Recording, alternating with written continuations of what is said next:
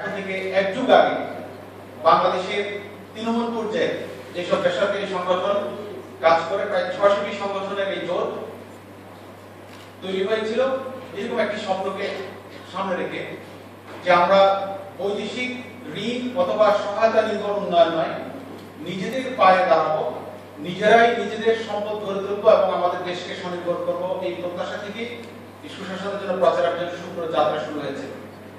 তো যখন বিদ্যার্থীরা আলোচনা করছিল, তো আমি এখন থেকে 13-14 বছর আগে যখন সূত্র তৈরি হয়েছিল তখন সেই স্বপ্নটিকে আমরা মিলিয়ে দিচ্ছিলাম।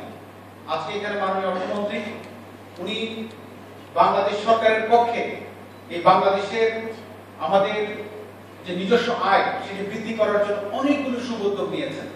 আমরা নাগরিক সমাজ, বেসরকারি সংগঠনগুলো ওনার এই কাজকে আমরা সাধুবাদ জানিয়েছি। আজকে ওনার উপস্থিতিতে আমরা আসলে কি চাই? আমরা চাই আমাদের এই দেশটি স্বনির্ভর হবে।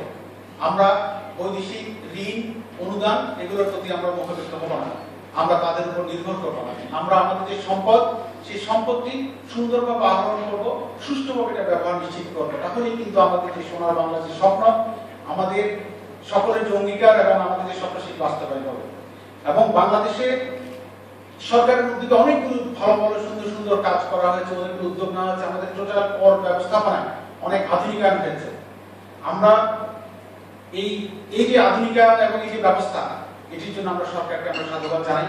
বিশেষ করে আমরা অর্থমন্ত্রী এবং ওনার মন্ত্রণালয়কে আমরা ধন্যবাদ জানাই। আমরা শুভ্র মনে করি বাংলাদেশে আমাদের যে মেধাবী যে যুব সমাজ, আমাদের যে নাগরিক সমাজ, আমরা সকলে যদি সচেতন হই এবং আমরা সকলে যদি কর ব্যবস্থাপনায় আমাদের অংশগ্রহণটা আমরা নিশ্চিত করি, আমরা কর প্রদানের ক্ষেত্রে আমাদের স্বচ্ছতা আমরা তৈরি করি এবং আমরা স্ব দায়িত্ব পালন করি, আমরা যে সংগঠনগুলো আছে সবাই মিলে যদি আমরা সহযোগিতা করি, তাহলেই কিন্তু আমাদের নিজের পায়ে দাঁড়ানোর এই শক্তি একদিন সত্যিকারের শক্তি হিসাবে এটি প্রমাণিত হবে। সুশাসনের জন্য প্রচার অভিযান আমরা তৃণমূল পর্যায়ে সাধারণ মানুষের জন্য, দরিদ্র মানুষের জন্য আমাদের বিভিন্ন ধরনের কর্মসূচি বাস্তবায়ন করে। আমরা দেখেছি আমাদের কর ব্যবস্থাপনায় আমাদের নাগরিকদের অংশগ্রহণ সঠিকভাবে না হওয়ার কারণে, বিভিন্ন ধরনের অস্বচ্ছতা থাকার কারণে, গ্যাপ থাকার কারণে সরকারের যে লক্ষ্যমাত্রা সেগুলো বাস্তবায়ন করা যাচ্ছে। আবার আমরা দেখতে পাই যে পরোক্ষ যে কর ব্যবস্থা, তার মাধ্যমে কিন্তু দরিদ্র মানুষের কর প্রদানের ব্যাপারটি পর্যায়ক্রমে বেড়ে যাচ্ছে। কিন্তু আমরা সূত্রের পক্ষ থেকে আমরা অর্থমন্ত্রীর কাছে আমরা দাবি জানাই এবং এই বিষয়ে আমরা দীর্ঘদিন ধরে কথা বলছি যে আমাদের কর ব্যবস্থাপনায় প্রত্যক্ষ করের আওতাটি বাড়াতে হবে। কারণ আমরা মনে করি আমরা যারা নাগরিক সংগঠন, আমরা যারা বেসরকারি উন্নয়ন সংগঠন, আমরা দরিদ্র মানুষের সাথে কাজ করতে গিয়ে আমরা দেখেছি যে আমরা যদি পরোক্ষ ঋণের মাত্রা এবং পরিধিকে বাড়ানো হয় তাহলে কি দরিদ্র মানুষের উপরে বোঝা হয়ে আসে।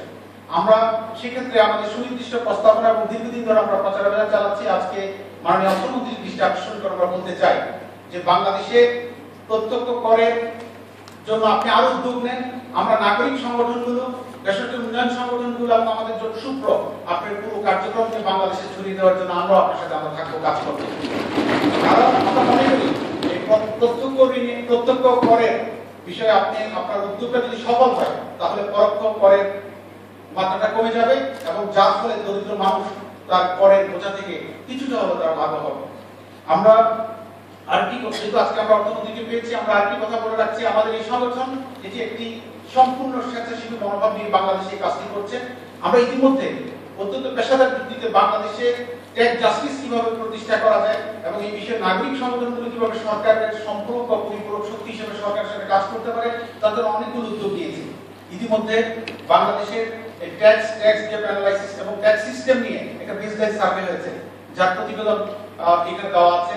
এবং আপনারা জানেন যে আমরা ইতিমধ্যে অনেকগুলো সমীক্ষা কার্যক্রম চালিয়েছি, যার কিছু প্রতিবেদন, যার কিছু রিপোর্ট আমরা ঢাকা ইউনিভার্সিটি ডিবেটিং সোসাইটির সদস্যদের কাছে আমরা দিয়েছি। এবং আমরা আশা করছি আপনারা আগামীতে আরো অনেকগুলো কার্যক্রম, আগামী 15 তারিখে সারা দেশব্যাপী সরকারের উদ্যোগে যে কর মেলা হচ্ছে, সেই কর মেলাটি সাধারণ মানুষের কাছে জনপ্রিয় করার জন্য আমরা তৃণমূল পর্যায়ে আমরা ব্যাপক আমরা কার্যক্রম হাতে নিয়েছি। কারণ আমরা মনে করি সাধারণ মানুষ, নাগরিকরা যদি অংশগ্রহণ না করে তাহলে আমাদের যে লক্ষ্যমাত্রা কর আদায় সেটি আসলে সঠিকভাবে বাস্তবায়ন হবে না। আবার পাশাপাশি সকলের সক্রিয় অংশগ্রহণের মাধ্যমে টোটাল কর ব্যবস্থাপনায় একটা স্বচ্ছতা তৈরি হবে। আমরা মনে করি এই ক্ষেত্রে ঢাকা ইউনিভার্সিটি ডিবেটিং সোসাইটি আমাদের একটা অন্যতম সহযোগী সংগঠন হিসেবে যে উদ্যোগটি নিয়েছে, আমরা তাকে সাধুবাদ জানিয়েছি, আমরা আমাদের সহযোগিতার হাত বাড়িয়ে দিয়েছি। আমরা আজকে এই সমাপনী অনুষ্ঠানে আমরা জানাতে চাই, আমরা সুশাসনের জন্য প্রচার অভিযান সূত্র থেকে আমাদের ইতিমধ্যে সাংগঠনিক সিদ্ধান্ত গ্রহণ করা হয়েছে। ঢাকা ইউনিভার্সিটি ডিবেটিং সোসাইটি এই ধরনের যে উদ্যোগগুলো, এই ধরনের যে কাজগুলো নিবে, সেগুলোর সাথে সূত্র তার সীমিত সামর্থ্য এবং সাধ্য নিয়ে আমরা থাকতে পারি।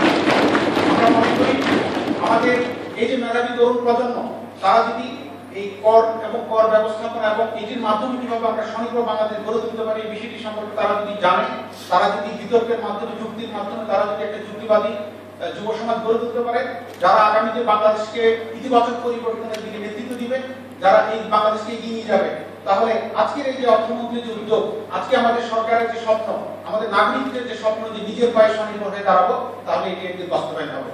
আমরা সুশাসনের জন্য প্রচারের সূত্রের পক্ষ থেকে ঢাকা বিশ্ববিদ্যালয় এবং ঢাকা বিশ্ববিদ্যালয়ের যে বিতর্কিত যে সংগঠন ঢাকা ইউনিভার্সিটি ডিবেটিং সোসাইটি, তাদেরকে আমরা সাধুবাদ জানাই এবং তাদেরকে আমরা অভিনন্দন জানাই।